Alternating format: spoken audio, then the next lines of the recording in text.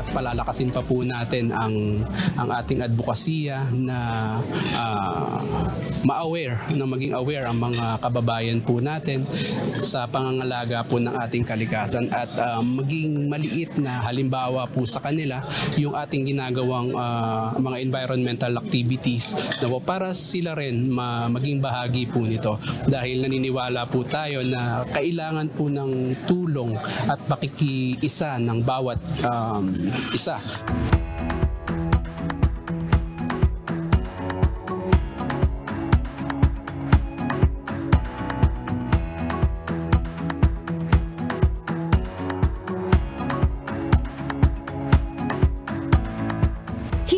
Regular na coastal cleanup drive ang ginagawa dahil sinisid na rin ng UNTV Ocean Care Initiative ang ilalim ng dagat para makita ang kalagayan ng ating karagatan at makatulong sa paglilinis nito.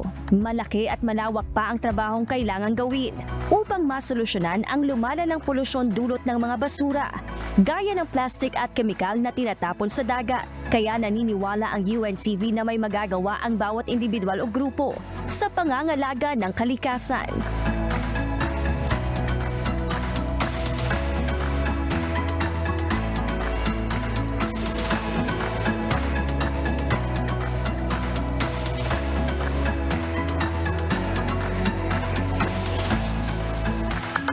Sa taong 2023, umabot sa 2,604 trash bags na may bigat 36,133 kilograms ang nakolekta ng UNTV Ocean Care Initiative sa ginagawa nitong simultaneous cleanup drive activities sa Luzon, Visayas at Mindanao. Mahigit 5,000 volunteers mula sa Members Church of God International Bible Readers ang naging katuwang sa inisyatibong ito.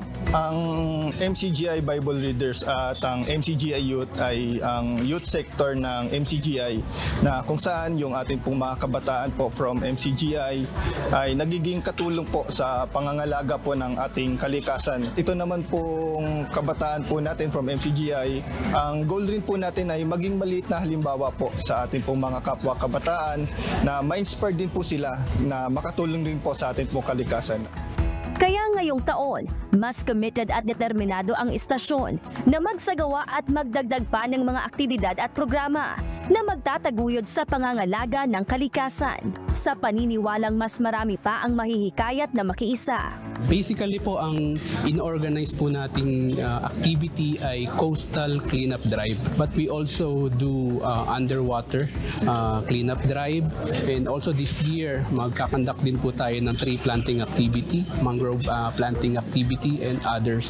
Also, we will support the projects of LGUs and the national government. Another media outlet partner, UNTV Ocean Care Initiative. Sa ginanap na Annual Stakeholders and Partners Forum ng DENR-NCR, isa ang UNTV Ocean Care Initiative sa mga tumanggap ng pagkilala dahil sa mga inisyatibo nito sa pangangalaga ng kalikasan at sa kontribusyon para ipaunawa sa publiko ang kahalagahan ng pangangalaga ng kapaligiran.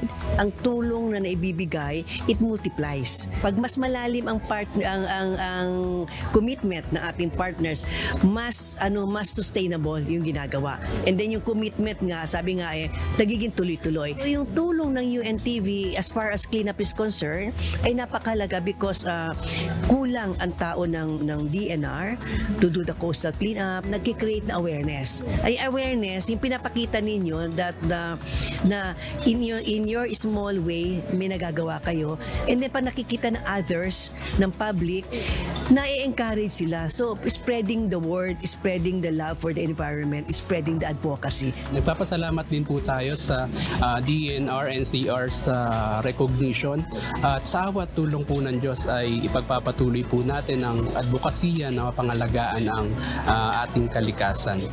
Ang Ocean Care Initiative ay isa sa mga advokasiyang isinusulong ng UNTV bilang isang public service channel at asahan na ipagpapatuloy ng istasyon ang ganitong mga inisyatibo kung saan laging una ang pagtulong sa kapwa.